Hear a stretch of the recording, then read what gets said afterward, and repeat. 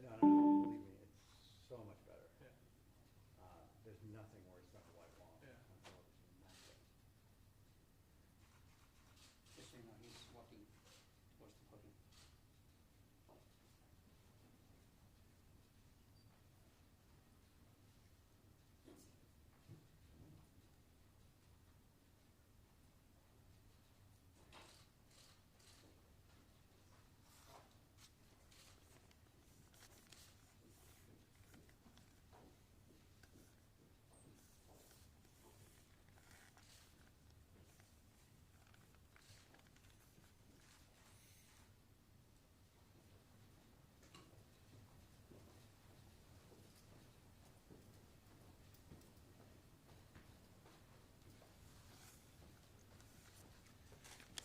Good morning, everyone.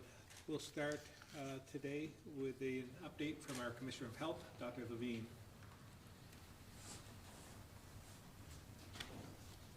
Good morning, all. I'd like to start with a quick update and then a couple comments on two topics: the senior living facilities and masks. Yesterday's labs brought 51 new positive results out of approximately 470 labs, bringing our state total closer to 400. It's 389. There were no deaths yesterday. And we continue to be actively working with 8 different facilities around the state. And if the experience of other states could serve as an example, that number will unfortunately grow. I wanted to say a few things about our long-term care and senior living facilities. They present special and high priority challenges. As you know, these are group settings. They provide housing and care for Vermonters who are most uniquely at high risk of serious illness and even death from COVID-19. The staff and caregivers in long-term care facilities really depend on our response and our support, both immediately and in the long term. At the Health Department, our Healthcare Infection Prevention and Response Team is our first responder unit. Outbreak prevention and response starts with primary prevention, including working with facilities to provide intensive infection prevention planning and messaging before any illness occurs. This work is happening now with every long-term care facility in the state, and it has been ongoing for weeks, if not months. Our team works with facilities to identify illnesses in vulnerable settings, then moves on to rapid response when a COVID-19 positive case is identified. The response clock starts the moment we receive information about possible exposure to patients, residents, or staff at these facilities. Specimen testing is prioritized and turned around quickly in our laboratory. The team is in constant communication with each facility and is available around the clock. When facilities request or we see a need for additional personal protective equipment, PPE, the state provides it. And indeed, in our most recent facility, Birchwood, that happened rapidly and successively over several days. The team works with the facility to evaluate the exposure risk of facility patients, residents, and staff, and begin our contact tracing efforts. The team helps the facility determine the best way to prevent spread. That may mean testing everyone, checking temperatures of staff, changing how the facility is delivering meals, or cohorting the residents. They also evaluate the facility to identify what additional supplies may be needed. Our public health response happens quickly. We know that lives are at stake.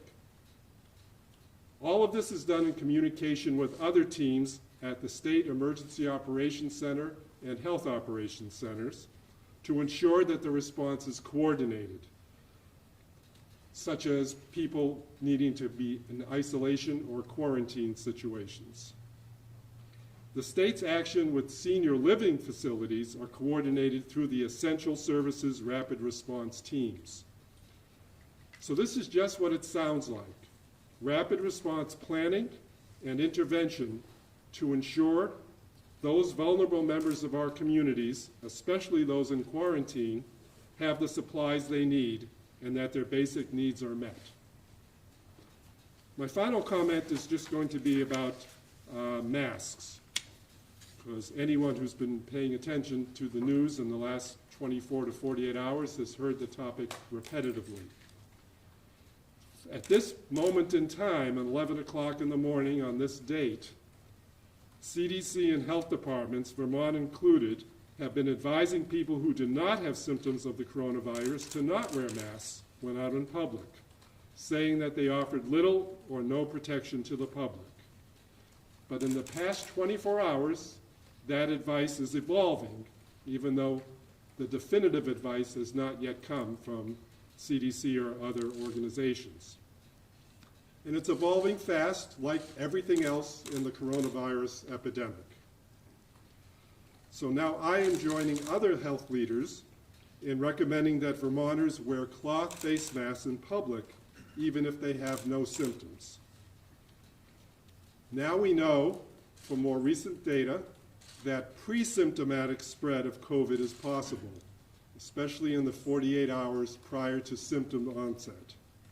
So wearing a face mask may help people from spreading the virus. I fully expect that CDC will be formally making the same recommendation today or in the coming days. But I want to stress two important points. We must still reserve medical-grade masks for healthcare workers who are in the front line with patients. And secondly, social distancing. The stay-at-home, stay-safe order of the governor is still the most effective way to slow the spread.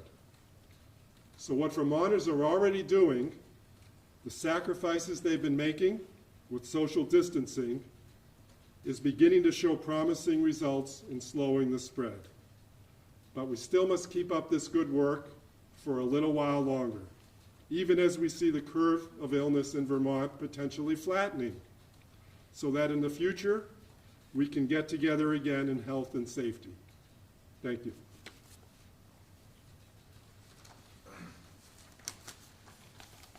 I want to take some time today to recap some important information and requests we put out this week.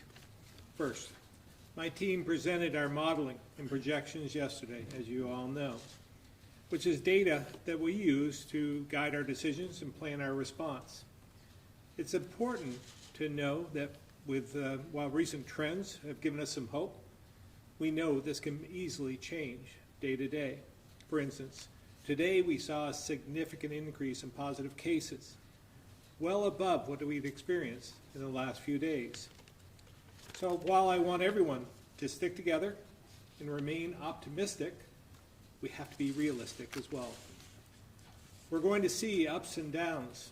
We're going to see outbreaks, and my team will continue working hard to adapt, as we've done with our rapid response teams, to address these challenges in order to keep Vermonters safe. And we can't take our foot off the gas. Social distancing and washing your hands continue to be the most effective tools we have to reduce the spread and make sure we don't overwhelm our hospitals. As Dr. Levine said, we're also hearing a lot about wearing masks. But I want to be clear, this is not a substitute for staying home, and it is not an excuse to mingle with others. Please continue to follow the measures we put into place, even if you're wearing a mask. As I've said many times, public safety is a top priority of any government, and that's what I've had in mind as I've made decisions during this pandemic.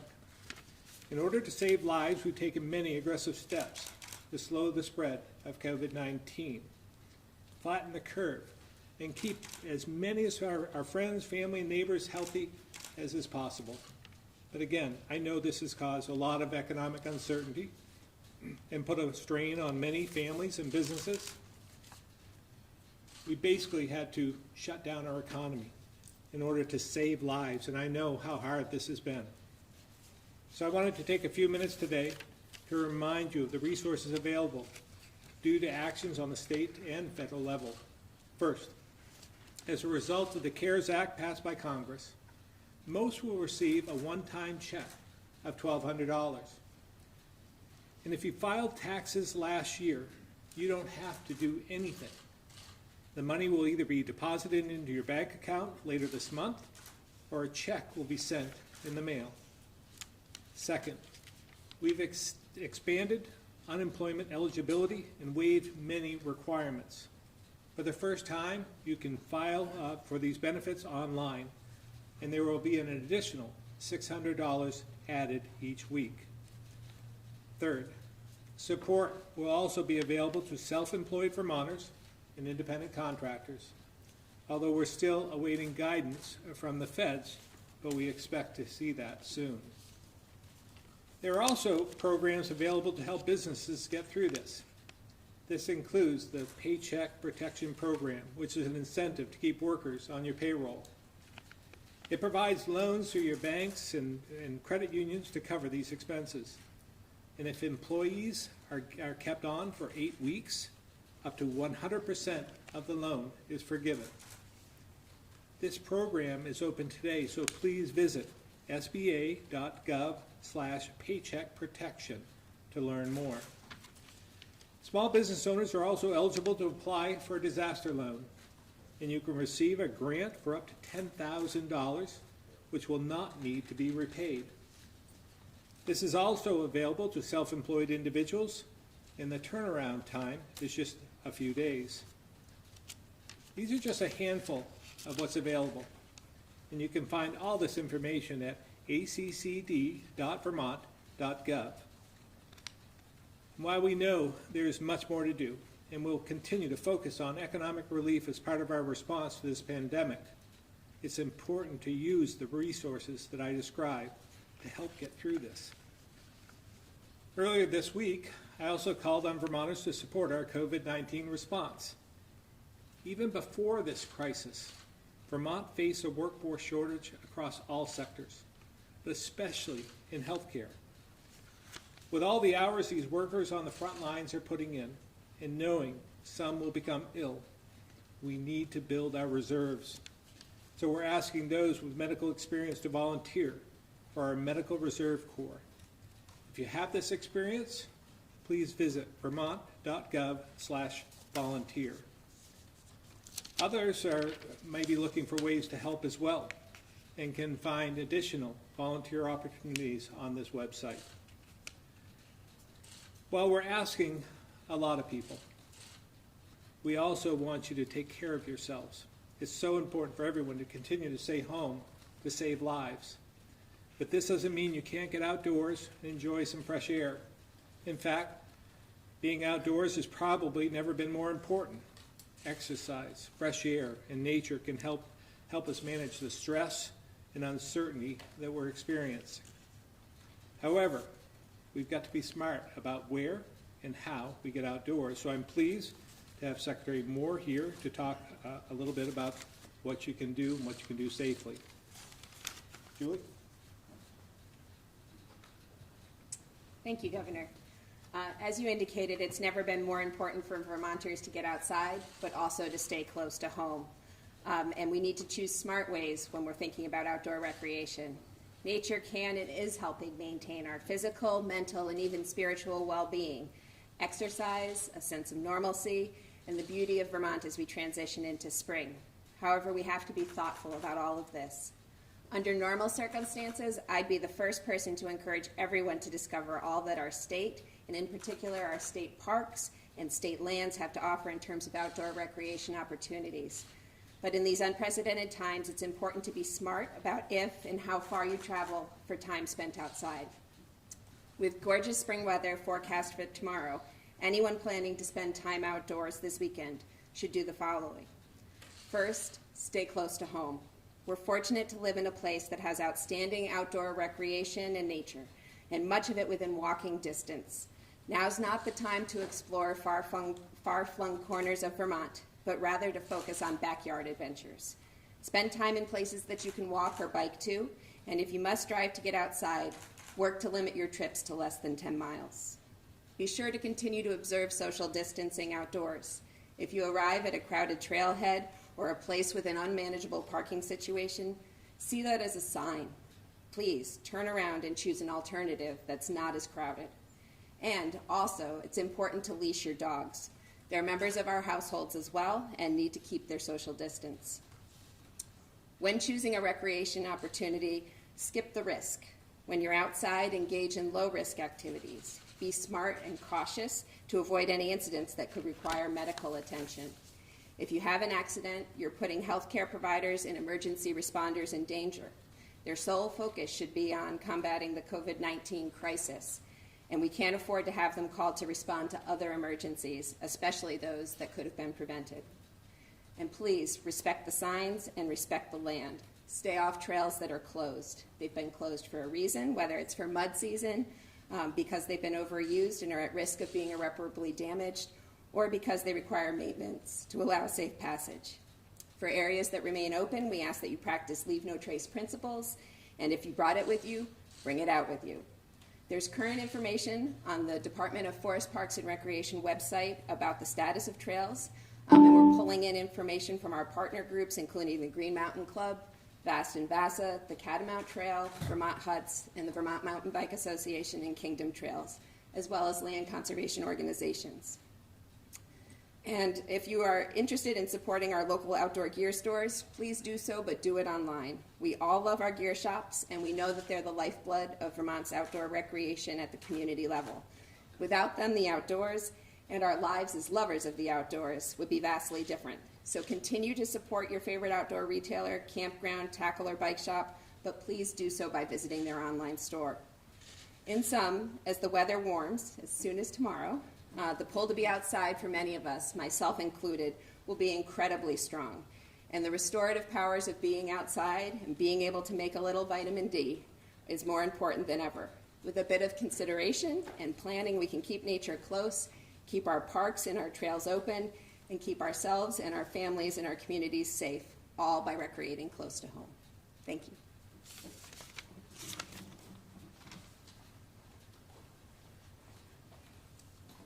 We'll now open up to questions.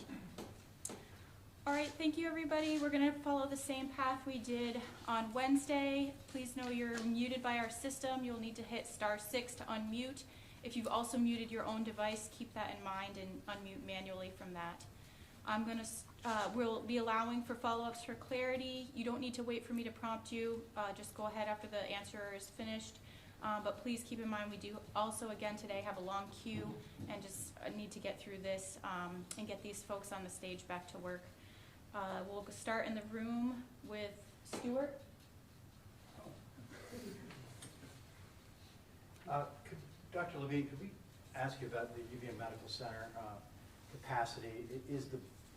Does Birchwood threaten that? Do some of these senior care facilities now threaten that? We understand yesterday the hospital census is very low, and they have a lot of capacity.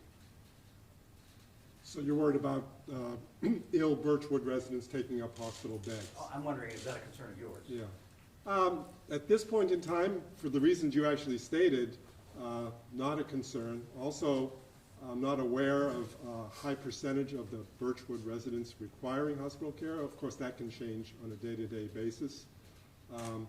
Many of the residents at Birchwood were in the rehabilitation portion of the facility, which makes them, if I could put it in a little bit of quotes, a healthier facility population. So at this point in time, not as concerned. Calvin? At UVM, we're hearing from medical workers that are concerned about potentially bringing home the virus to their families. Some are raising questions of maybe they can stay in the dorms at UVM. I guess, have you guys had any discussions with the Board of Trustees? I don't know if you're on it, actually. So I guess sort of, has that been on the table? I have not had any conversations with Suresh Garamella or anybody from UVM at this point in time, but I know that they're a community, a part of the community, and I'm sure that they'd be willing to help in any way they possibly can. But I'm not aware of any of those conversations. Dr. Levine, are you? Greg from the County Courier, did you have a question? Okay. Anybody else in the room? Mike? There was some discussion in the briefing yesterday. Commissioner Sherling discussed a bit about the state's request from the federal government for ventilators and PPE, and I just had a couple follow-up questions. I was curious if you could specify the percentage of the state's request from the federal government that have been fulfilled, and then how the state is prioritizing how that equipment is distributed among hospitals, nursing homes, and EMS. I'm hoping that Commissioner Sherling is on the line. Are you on the line, Commissioner? Maybe we can come back to that. Sure. We can try and get a hold of Commissioner Sherling to see if you could call in, because he would have the answer to that. I don't want to give you anything that's incorrect. We'll try to get him on the line. Sure. Anybody else in the room? Okay. We're going to go to the phone now, beginning with Neil Allen from the Vermont Standard.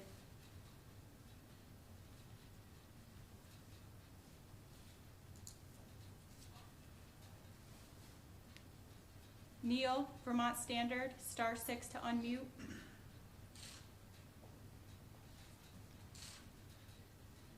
All right, we're going to move to Mike Donahue, Vermont, for the Islander. *6 to unmute. Thank you, Governor.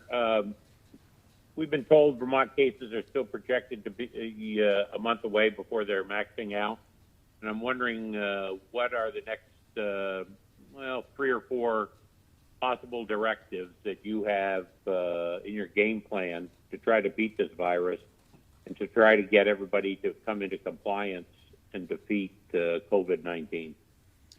Yeah, again, our hope is that what we're trying to do today, to socially distance ourselves, trying to put measures into place to prevent people from congregating in different places, like the directive yesterday or the day before about some of the bigger facilities, the big box stores, and trying to encourage them to do something online, curbside service and so forth, and just get the essentials in their stores to prevent people from going on family outings and just shopping trips in some respects.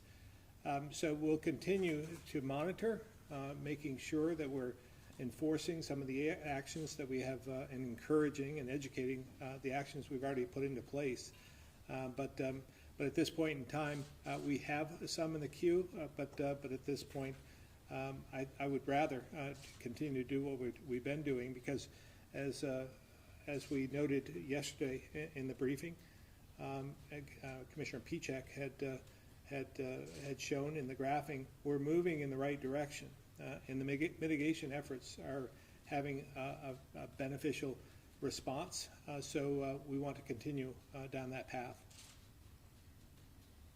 But some people clearly are not getting your message, or they're ignoring it. And I guess I'm wondering if you're ready to go into Governor Charlie Baker mode and go to China or wherever to make sure people on the front lines have what they need, like admission stats at hospitals, janitors, and making sure people, stay in when they shouldn't be driving around or just going out to get cigarettes or something. Yeah, again, we're trying to educate as much as possible and direct them to do the right thing. But as far as the PPEs and so forth, we're constantly trying to make sure that we're fulfilling our inventory and getting those to people who are on the front lines, and that includes the custodial staff and so forth. So we'll continue to do that. We're having some success, and so that's encouraging. Many people are working on this. I am as well. And we're finding opportunities every day, and we continue to work on those to make sure that we have the equipment available when and if this increases, which we know it's going to increase. But again, our whole goal here is to not exceed the capacity of our healthcare system, That's continues to be our goal, and that's why we've taken a lot of the actions that we've taken thus far. Thank you. Ann Wallace Allen, VT Digger.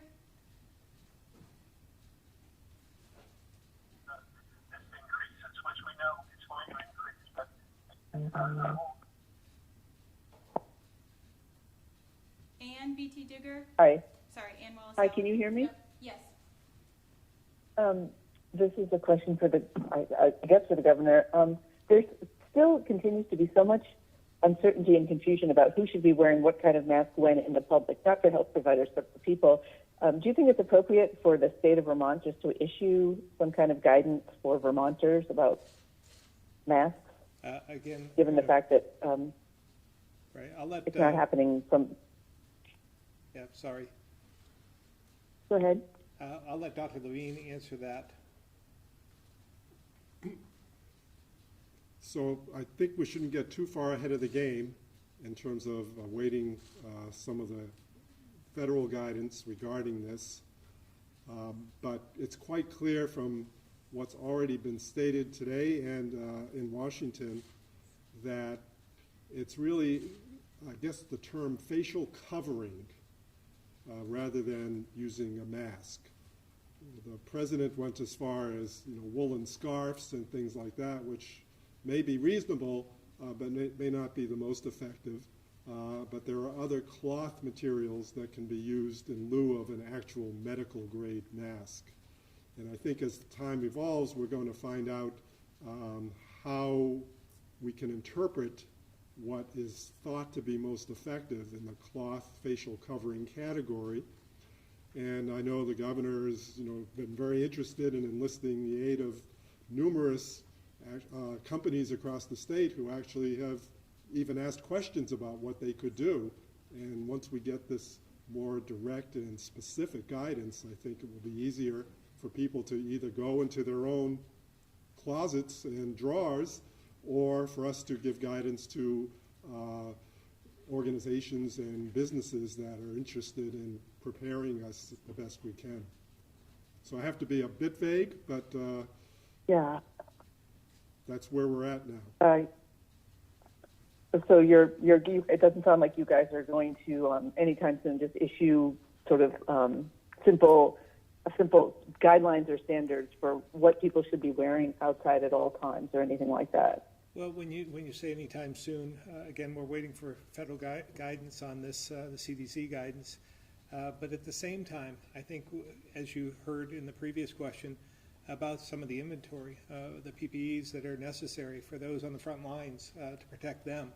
So we certainly don't want to take away from their stockpile. We don't want to use N95 masks, for instance, that would take away from those healthcare providers that they need them today. We've thought a lot about this over the last week or so, and it's we don't want anyone to be given the false impression that this will protect themselves from contracting this virus. But it could, in an altruistic way, provide relief for someone else from you spreading it to someone else. So while encouraging that, we do not want to take away from the stockpile that we have now, especially the N95 masks. All right, thanks. All right, Sean from the Chester Telegraph. Thank you. This is a question for Dr. Levine. Could you tell us what the definition of recovered is and how many have recovered in Vermont? That definition is evolving just like everything else is evolving. But in terms of guidance about if you're recovered enough to, for instance, go back to work, or if you're an essential job or a healthcare worker, the guidance from CDC has been 7 days from the onset of your symptoms and then 3 days without fever or any of the associated symptoms that you had. It's a real hard number to get a good handle on because we know perhaps from the hospital level if you've been hospitalized because you were ill enough and then you became well enough to be discharged if you fit into a recovered definition. But think about all of the people who are not needing hospitalization. So it's very hard to get your handle on exactly what percentage of the population that you're not aware of had a mild or moderate illness and then recovered from that illness and were able to leave their isolation status, if you will. So it's too early for us to give you very precise statistics, unfortunately. So is there a way that the state is asking people who have been identified as being infected and who are self-isolating, are they reporting in that they have been 3 days without symptoms? Not to my knowledge at this point in time. Okay, thank you. All right, Tim McQuiston, Vermont Business Magazine. Hi, Governor. Thank you. Yesterday, your staff hazarded a guess of when we might peak with the virus. Have you thought ahead about when workers, you might lift at least part of the stay-home order? And I'm thinking of construction, golf courses, getting a lot of comment about that, frankly. Lawn mowing people even. If you would roll out when people can get back to work in some order, if you've thought about that and when that might be. These are low-density outdoor kind of jobs which might naturally be more socially distant. Yeah, obviously, we've been giving some of that some thought in preparation for what's coming in the next month or so. And we'll, as you might have noticed, when we managed our way into this and took different steps to make sure that we're protecting Vermonters, we continue to do that on almost a daily basis. So we'll unwind in the same fashion, and we'll pay attention to the science and data and the experts that are coming forward to guide us. And we've done that throughout this whole pandemic, and we'll continue to do that throughout the other side of this. So we'll continue to wait until we peak and then make certain that we've done so, and then we'll mitigate our way out of this as well. Thank you. Ann Galloway, Digger.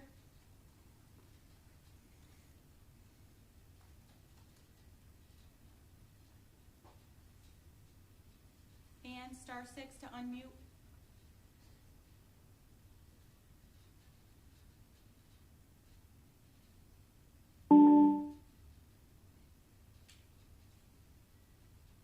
Hi, all. Can you hear me okay? We can. Oh, great. Thank you. I wondered how many days of N95s and PPEs the state has stockpiled so far. I also wanted to know how many healthcare workers have been tested positive. And I also wondered, how the state is dealing with nursing homes. Is the policy to keep COVID patients in place rather than move them to the hospital? We'll go with the first question, and I believe Commissioner Sherling, are you on the line at this point in time?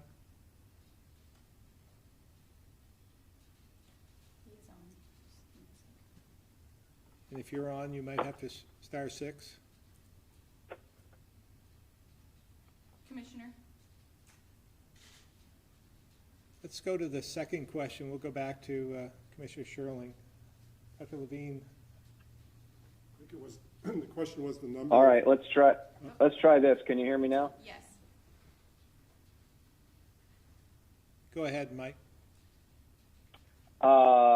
Give me just a moment, Governor. I've only been on for a second after being on a call with the OC managers to get to the PPE information in front of me. Okay. All right. We'll come back to you. Dr. Levine? I think the second question was the number of healthcare workers that have tested positive. And that's not a number I've memorized and have at the top of my head, so we'll have to get back to you with the exact number.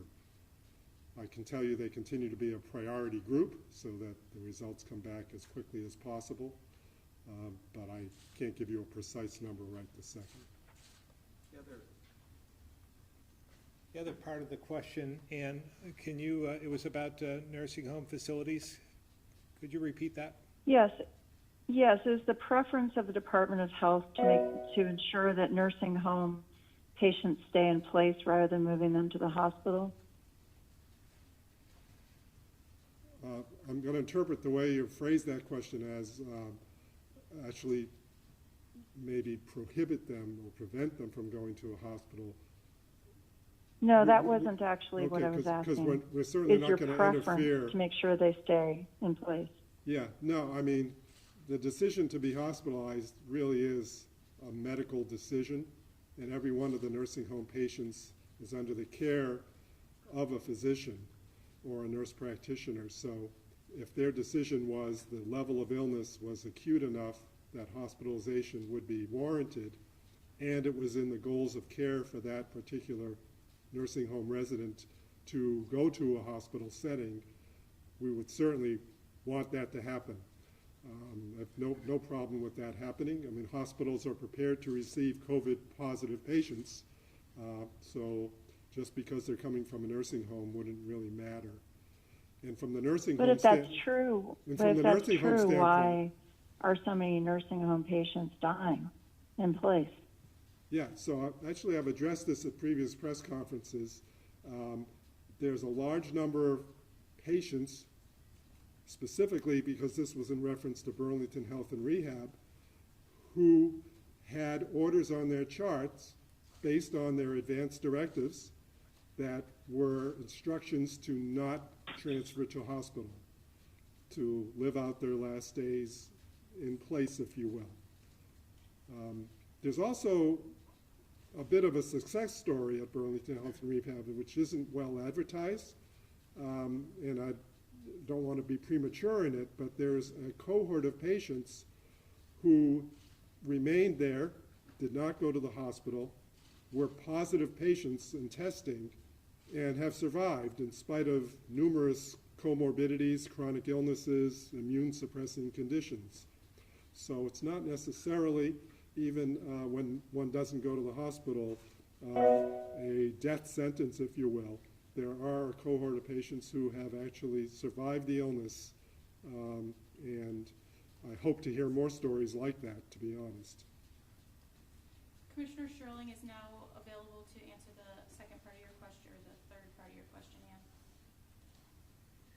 So, Ann, relative to PPE, we measure it at the moment in terms of patient days. So based on an estimated consumption rate daily and the total quantity on hand, it's measured in patient days. So I'll give you just a couple of examples. In N95 respirators, we have 21,693 patient days of stock available. In face protection, we have 11,795 patient days available. In gloves, 52,908, and so forth. So I'm sorry, that is all Greek to me. What does any of that mean? I don't understand. When you say patient days, do we actually have, so if we have 600 patients in hospitals across the state, how long does that last? I don't really understand. You would divide the numbers. So let me give you just raw numbers. Gloves, we have 1.9 million gloves in stock. We have face protections, about 59,000 units. N95 respirators, we have 283,000 units. And how often do these things need to be changed out by staff? That is a medical question. That's a medical question I don't have the answer to. Right, but aren't you purchasing these things based on estimates of what you'll need? As we've indicated before, we're not using estimates to purchase. We're purchasing any and all available PPE at the most rapid rate possible. So what you're saying is we have enough to get through the crisis, or? That is not what I'm saying. As we discussed with the modeling yesterday, there are a variety of different trajectories that this can take based on folks' compliance with the key measures that have been put in place. So if everything holds and our trajectory remains where it is today, we will have plenty. If folks begin congregating and not paying attention to the guidance that's been given by the CDC and the executive orders, the burn rates will go up, the number of cases will go up, and we will be at risk of outstripping our supply of PPE, ventilators, and beds. Is there a better way to translate the data that you gave me originally in terms of patient days? It's meaningless to me. Is there a better way to say it? Is there a way that any normal person could understand it? And can we get back to you on this? We have several more or a dozen more reporters waiting. Can we just take this offline, perhaps? Yeah, I think we can simplify this, and we'll do that. I understand. Thank I understand the dilemma. So we'll I've made a note, Ann, and we'll circle back. Okay, Pat Bradley, WAMC. Good morning. I think my question is for Dr. Levine. Good morning. How are you today? Great, thank you. Dr. Levine, earlier you talked about how the rapid response team works with the facilities where we've seen the outbreaks and such. In particular, when we talked about Birchwood Terrace and such, I know yesterday during one of his updates, Mayor Merle Weinberger talked about how he had gone back and forth with you about getting more information and more readily available information about the outbreak. And when you take a look at you talking about the rapid response team working with the facilities, there's a lot of people out there who have their loved ones there who don't know what's going on. So what are you doing, or do you have plans in place now to really interact with the public better in real time rather than having a delay in getting the information out? You may be telling us today what happened in these facilities, but what about the family when it happened yesterday or the day before? How are you communicating with them? That's a great question, and I'm glad you're referring your question to the families of the loved ones that are there, who are the ones most concerned, obviously. Because part of our rapid response is we are embedded and working with the facility. And the facility has the responsibility quite often to communicate with their staff, with their residents, and with the families of those residents.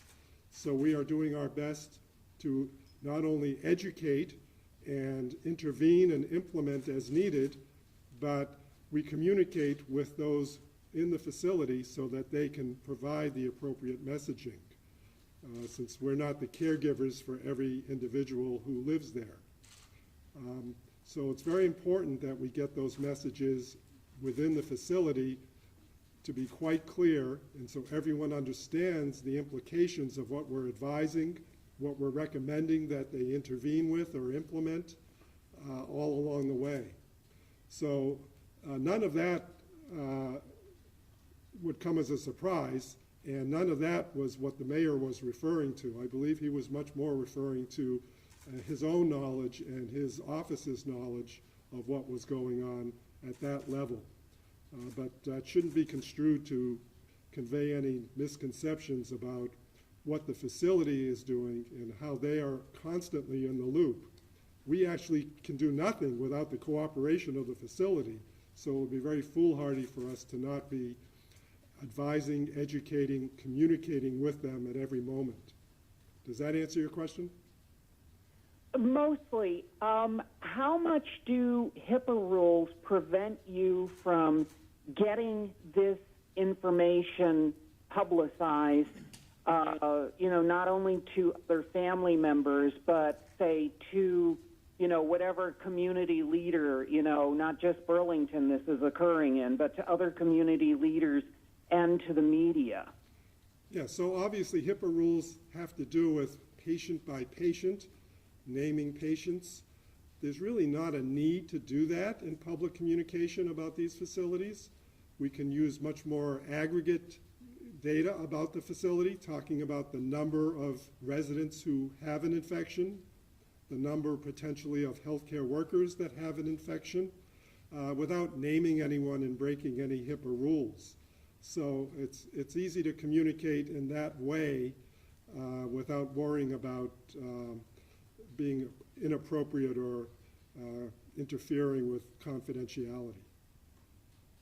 And are you working to speed up the process between discovering an outbreak at a facility and letting not only the family members know, but the general public know that this has occurred? Yes. Short answer, yes. Long answer, that you're aware of one specific instance. That does not mean that has been the practice all along. Thank you. Wilson Ring, AP. Okay, great. Finally seem to be getting up the technology here. Another follow-up question for Dr. Levine about the advanced directives. You've been talking about that quite a bit. And was that just in Burlington Health and Rehabilitation? And thinking beyond that, given that the statistics show you have some idea of at least the percentage of the patients who are going to need some sort of advanced care, are you able to calculate into your usage estimates patients who might not need that care because they are under advanced directives of some sort? And then the follow-up question to that is there more of an emphasis now in nursing homes and perhaps at hospitals for any COVID patient who is presenting and needs to be hospitalized? Or is there more of an emphasis on those advanced directives? So we're all looking at each other because various words came through well and various didn't. So let me try to reinterpret your question and see if I'm on target. Okay. That's what happens when I'm on a back road. I understand. Basically, you're looking at, can we figure out the percentage of older Vermonters who might be in a nursing home and might be under an advanced directive that would state no aggressive measures should be taken, and factor that in as we begin to look at our modeling for surge and how many individuals who might not have that kind of advanced directive, but the advanced directive might be do everything you can, short of a heroic measure perhaps, and try to model our ventilator needs, ICU needs, et cetera, after that. So, you know, what we do know in Vermont, and we're seeing it play out, is we do have an older demographic. And we are in the top 3 states for age, and we have to respect that. Doesn't mean, though, that there are 400 plus facilities that older Vermonters who aren't living at home can live in, and they're not all nursing homes. And many of them are more independent senior living facilities and other types where, by implication, the person is less medically frail and can succeed and survive on their own, and presumably would have an advanced directive that said such. So have to be careful when we think about that, because many people would want to be brought to a hospital, would want to get the wonderful care the hospital can provide, but would draw the line at having a ventilator and say, if it came to that, that's not what I perceive as the life I'd want to have, and my family wouldn't want to see me go through that. And that's very challenging for us to sort of pre-calculate. I think most of what we're doing is still modeling in a way that we're not modeling the best case scenario, but we're modeling something on the continuum towards worst case. So I'd rather do that than assume that there were abundant Vermonters who never wanted to see a hospital or ICU or ventilator, and err on the side of making sure we can provide enough for the population rather than on the other side. The other part of that is that there are, as the national and worldwide experience continues to expand, if you say that most of the people who are going to be in the hospital are older because they're the ones that are most vulnerable to this virus in its most severe form, it turns out that the larger the number of people that are getting the virus in your particular state, there will be 20% of those that may be in a demographic you weren't anticipating. They may be below age 50, even younger than that. And if your state is large enough in terms of numbers, 20% can be a large number, absolutely, of people. So we have to, again, do our surge planning considering factors like that as well. So without hearing every word you said, did I answer enough? Pretty much. The only, yes, that was the first part of the question. The other part is, do you know, has it changed or placed more of an emphasis on patients who are entering the hospital or a nursing home to make sure their advance directives are in order? That's been, forgetting about COVID, that's been I would call it even more than a trend. That's been practice for quite some time now, and it's actually a performance quality indicator for patients who enter hospitals quite often. And when outpatient care is assessed, the percent of patients who are lacking an advance directive is one of those metrics that we in the physician world have to report and adhere to and try to improve on. So even without COVID, all of that was underway, ongoing. Okay. Okay. Thank you. All right, Brittany from Local 22.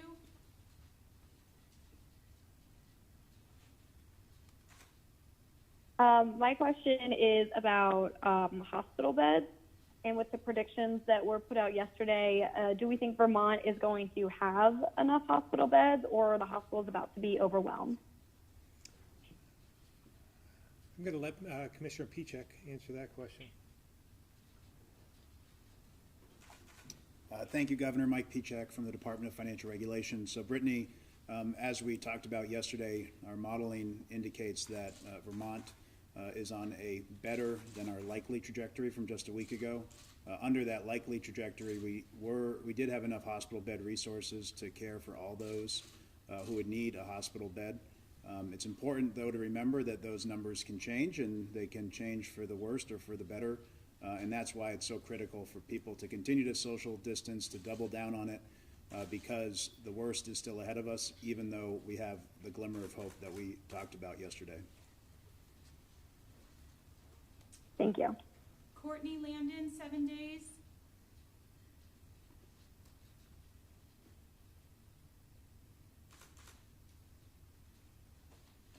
Hi, Governor. Just a question about masks specifically. Are you recommending that essential workers, such as grocery store clerks, wear masks at work?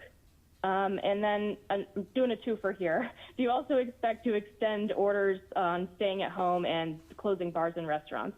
Thank you. Yeah, I'm going to answer the second part of that first. You can expect that there will be an extension of the initial order, and that'll be coming in the next 2 or 3 days. And yes, so we'll extend for a period of time and then update as necessary based on the science and the data that we receive and the advice of the experts, and watching again the modeling that we did and that we presented yesterday is so important to us to make sure that we're not exceeding our hospital capacity, our healthcare capacity, and staying underneath that line, and then we'll manage our way out of this. So the first part with the masks, I'm going to let Dr. Levine stress that again.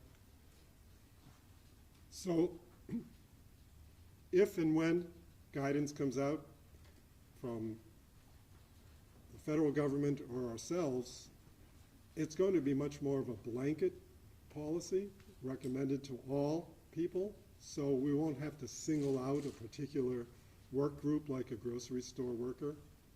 But I want to again emphasize what you've heard abundantly today about the social distancing is still the policy, and what the governor said, that you should view this as an altruistic policy. So you may think that the grocery store worker is being protected by wearing the mask, but it's actually you being protected from them. And the reason for wearing the mask or the facial covering is to protect others around you in case you are in that pre-symptomatic infectious phase. Would you personally recommend that they wear them anyway? Like, and not just, grocery clerks, but others? I'll start and then I'll let Dr. Levine finish. Again, if this makes you feel more at ease, more comfortable, and you want to do something to protect others, please do so. But don't use the N95 mask. Don't take away from the frontline healthcare providers at this point in time. And if you, but just be aware that this isn't the answer in terms of going out and then integrating with others and becoming social again. We don't want people to move around. We want people to stay at home. So we don't want to give any false sense of security in this way, but for those who are comforted by that, and again, to protect others, they should do so. Thank you. Ham Davis, *6 to unmute. My question is, I'm not sure you should answer it, is whether the list of medical resources in Vermont available to Vermonters have included the facilities available at Dartmouth. That's an almost 500-bed hospital. It's got a lot of stuff. It has as much as, or nearly as much as UVM has. I just wonder about whether the Dartmouth numbers are in the total numbers that get reported. And the follow-up question would be whether you can say that the pattern of hospitalization already has it tended to focus on bigger hospitals, or are we getting hospitalization in community access, critical access hospitals, of which there are 8 in the state? They will only have 25 beds, and they will have much less medical resources. I think I'm going to, maybe, is Secretary Smith on the line? I am, Governor, and I'll take the first part of that question, if you don't mind. Ham, we have not included Dartmouth into those numbers. Obviously, Dartmouth is a resource that we can turn to if we have to. The reason we haven't included Dartmouth is because New Hampshire is probably doing the same exercise that we are doing right now and looking at available beds. And we didn't want to double count, given the fact that New Hampshire is looking and doing the same exercise as we are. So Dartmouth isn't in that figure, but at the same time, Dartmouth, we're coordinating with Dartmouth in all of these exercises just to make sure that they're aware of what we're doing and, if possible, a resource for Vermonters as we plan. Dr. Levine, can you do the second part of that question? Because I'm not sure if I have an answer to that. I'm going to let Commissioner Pichek answer some part of that, and then if we have to, we'll go to Dr. Levine. So, Ham, on the first part of your question, as Secretary Smith alluded to, 40% of those that get treatment at Dartmouth are Vermonters.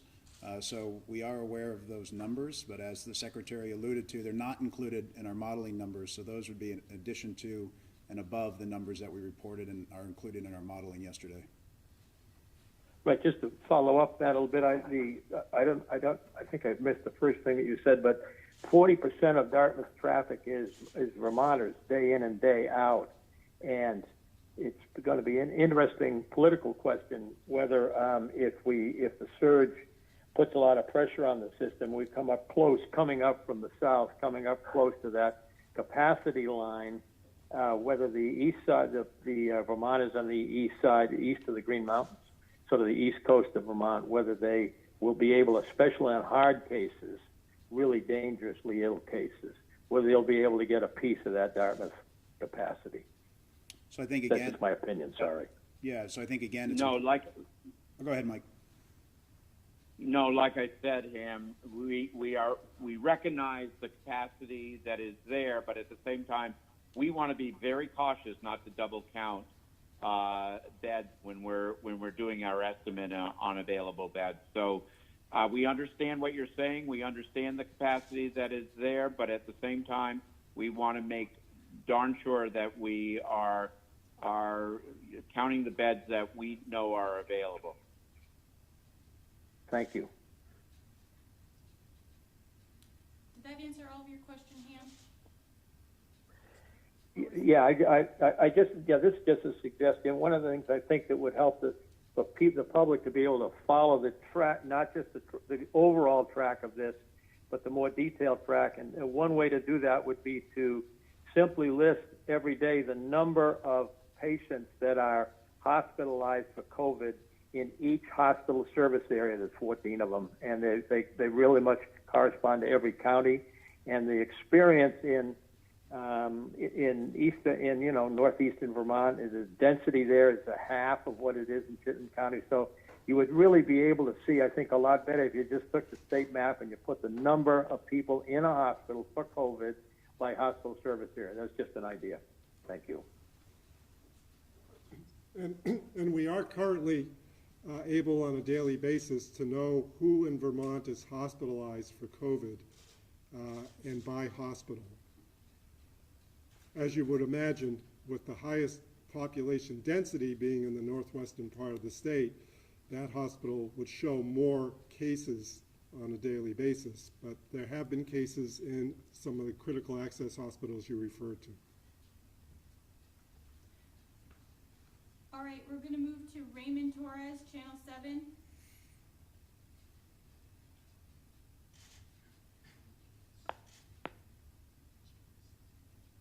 Raymond? Hi. Hi there. I just had a question on whether if there was any plans in place in case the virus breaks out into inmate populations across the state. Can you just repeat that again? Inmate populations. I think Secretary Smith has answered this question quite a bit. Maybe Secretary Smith, you want to answer that again? give it again. Sure. This has been a question that's come up continually.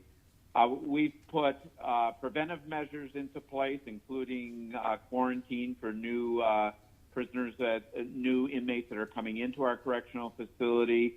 We also have limited visitation to video only.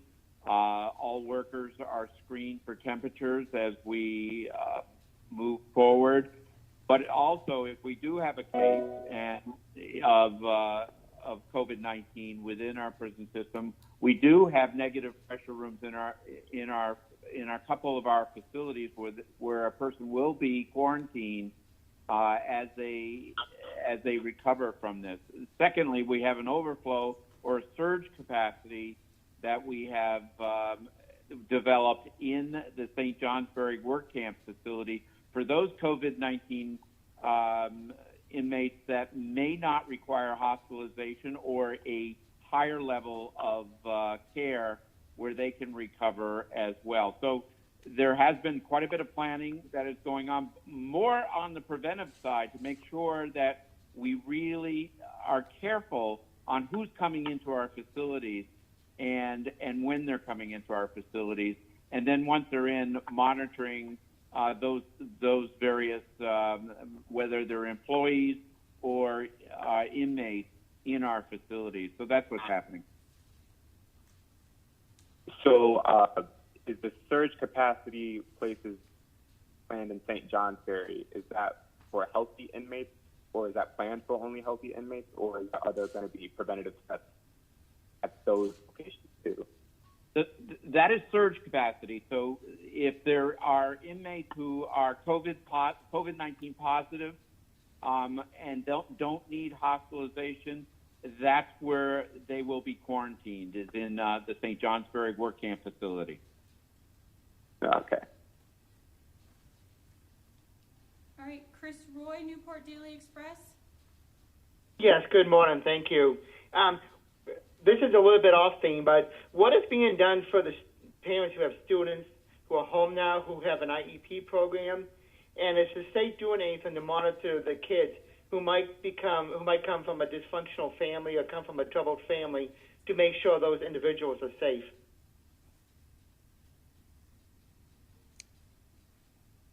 Chris, we don't have Secretary French on today. I know AOE is working on guidance on these issues, which we could shoot over to you or connect Secretary French to you. Okay, I'd like that. Thank you. Okay, great. Alan from the Vermont Standard.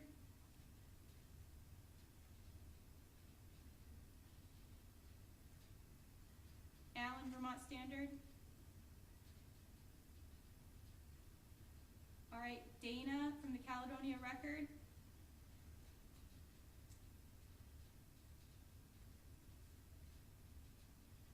Dana, *6 to unmute. Good afternoon. This is Dana. Just a question. I'm not sure who to direct it to, but among the identified locations to receive patients in the event of a surge of cases, the closest to the Northeast Kingdom that's been identified is Barrie. I'm just wondering if there are any sites in the kingdom that are being contemplated. And then a follow-up question for Secretary Smith. You mentioned the St. John's Mary facility has searched for inmates who may have tested positive for COVID-19 but do not need to be hospitalized. So my question there is, are there currently people in that condition at the St. J facility? I'm going to ask Commissioner Sherling to answer part of that, but go ahead, Secretary Smith. Yeah, as of this morning, we have no confirmed positive cases of COVID-19 within our prison population. We've had, I believe, 2 staff members that have tested positive, but as of today, so no, the answer is no. There is no COVID-19 inmate at the St. John's Ferry facility. In terms of surge capacity, remember the first line of defense of surge capacity is within our current hospital system. You have 2 hospitals up there in the Northeast Kingdom that are now, I've asked them to surge their capacity to take more patients, especially ICU and those types of operations, up into their hospitals. So we also have mobile units that Michael Sherling will probably talk about that we can deploy depending on the need in that area. We're trying to stay as flexible as possible with our surge so that we can react quickly in the case we need mobility in that region. Michael? Sure, Secretary, I think you covered it pretty well. 4 levels: internal hospital surge capacity, taking on additional patients internal to their walls, a number of state-run surge sites that are hospital-specific that have been set up in Burlington, Barrie, and St. Albans already, 2 regional sites that are in progress, and then the ability to pivot assets to deploy them as necessary using these mobile trailers as necessary. Okay, thank you. Thanks, Joe. Barton Chronicle.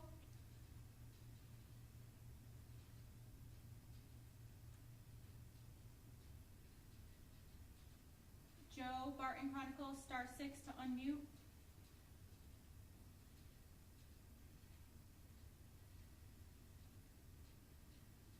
All right, Patricia from the Bennington Banner.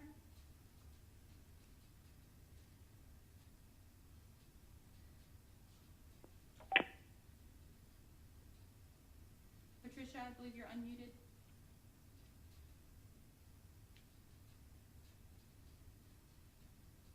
Patricia. All right, Liam from VPR. Hi, this is a question for Commissioner Levine. A week ago, you said the health department. Patricia, please stand by. Go ahead, Liam. Thanks. Yeah, a week ago, Commissioner said that the health department was expanding its testing in part because it had enough test kits to do so.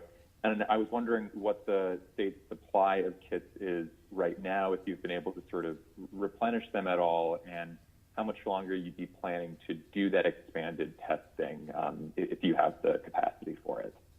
Sure. So depending on what scenario we choose, it's kind of like modeling for surge. Depending on the level of testing on a given day, we have varying degrees of sustaining this operation at this intensity. But suffice it to say, well over 10 days, if not double or triple that. We've had a second analyzer come online at the health department laboratory, which actually has a larger capacity for testing than the one that we've been using all along, so we would be able to do both of those together. We still have capacity at the Mayo Clinic, and the UVM Medical Center is in the process of validating its own test and trying to secure the reagents it would need for that test, which would provide even further capacity. So I have to be vague, like any modeling is, and telling you that we certainly have well over a week or 10 days, and maybe even double or triple that, depending on how much we need. So we're going to continue this level of testing into the foreseeable future, because it's very, very important as part of a containment strategy, as well as for our surveillance and understanding how we're doing with all of the mitigation interventions like social distancing that have been put into place. I mean, to that end, Commissioner, can you give me a specific example of how in the week or so that you have been doing this expanded testing that you've shifted your strategy of containment or surveillance in response to this higher number of tests that you're doing? Yeah, so part of that strategy allows you to certainly advise those who test positive to isolate, but then to do all of the appropriate contact tracing with the help of that individual so that you can appropriately recommend quarantine for those who are most likely to be in contact and perhaps get infected. So part of the strategy is to expand our workforce in contact tracing. And we have abundant members of the Department of Public Safety, local police departments, et cetera, that we've been training all week in the science and art of contact tracing to augment our workforce, so that if the increased level of testing produces an increased number of cases, we can do the appropriate thing case by case, because we will have manpower to do that. Is that clear? Yeah, thanks, Commissioner. Patricia, are you still on?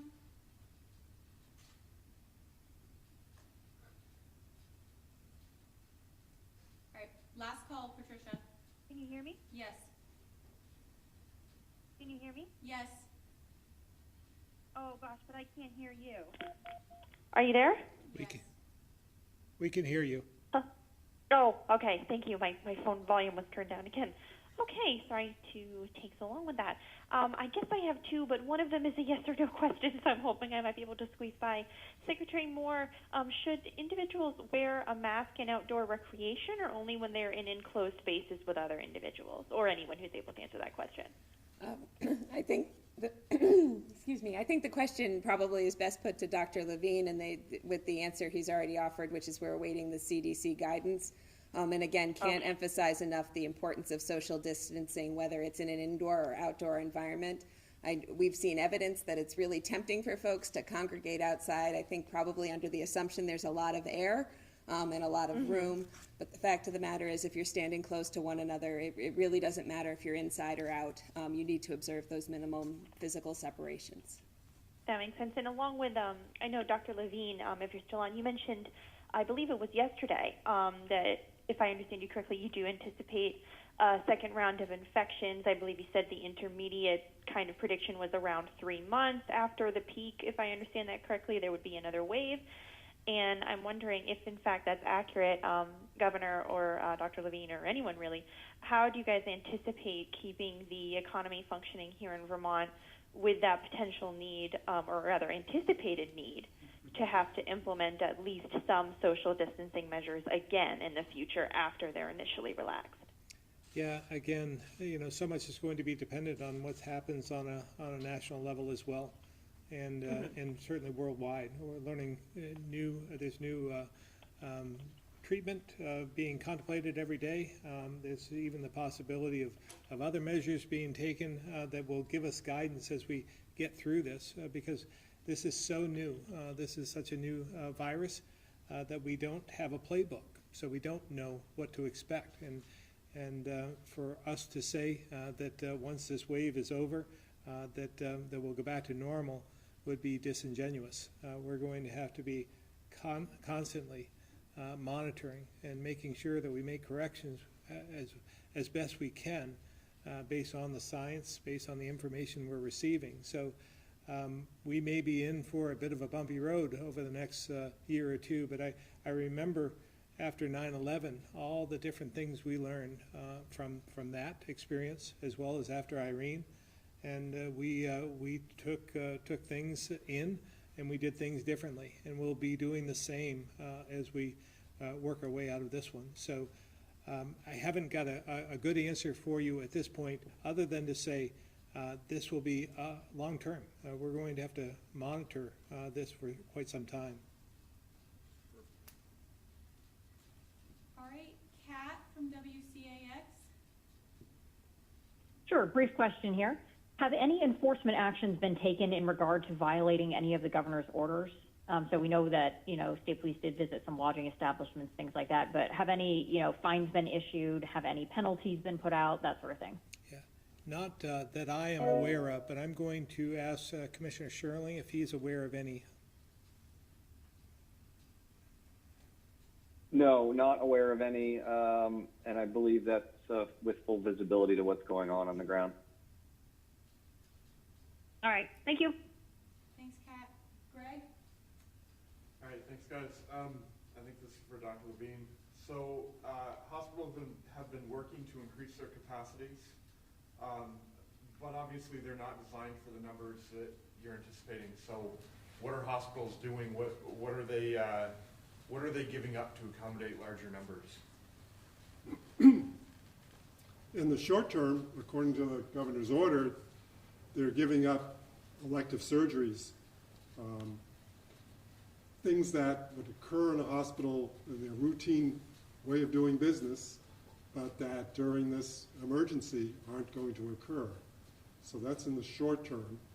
In the long term, some of them will be adapting some of their facilities to a more intensively ill population and perhaps expanding the number of rooms they have that could be considered to deliver an intensive level of care. But I think the ultimate part of the surge, we are thinking that many of the sites that we've set up will accommodate, if you will, the less ill or perhaps those who still have to be hospitalized but they don't happen to have COVID. We've talked often about the fact people still get illnesses in the era of COVID. And the same kind of illnesses that would have hospitalized somebody with heart disease or diabetes or cancer are still going to hospitalize them. So can some of those admissions be diverted to these other facilities, enabling the hospital to still deliver that high level of intensive care that might be needed for the COVID population? So just a little follow-up. Obviously, you have surge units that are opening up in secondary locations, but hospitals are increasing the number of beds as well, correct? Many of them? Or am I wrong with that information? I'm not sure Secretary Smith, did you hear the question? Beds necessarily. It was, are hospitals increasing as well as the surge site locations? Yes. Yeah, we're asking hospitals to increase their surge capacity. We're asking them to staff up to a surge capacity that will be the first line of defense. The other areas that we're talking about are if we exceed that surge capacity of the hospital. So right now, we have asked them to increase their surge capacity. All right, that's everybody. For those of you, Ann Galloway and Chris Roy, who I said I would follow up with afterwards, I've made note of that. Okay, thank you all very much for tuning in, and we'll see you back here on Monday.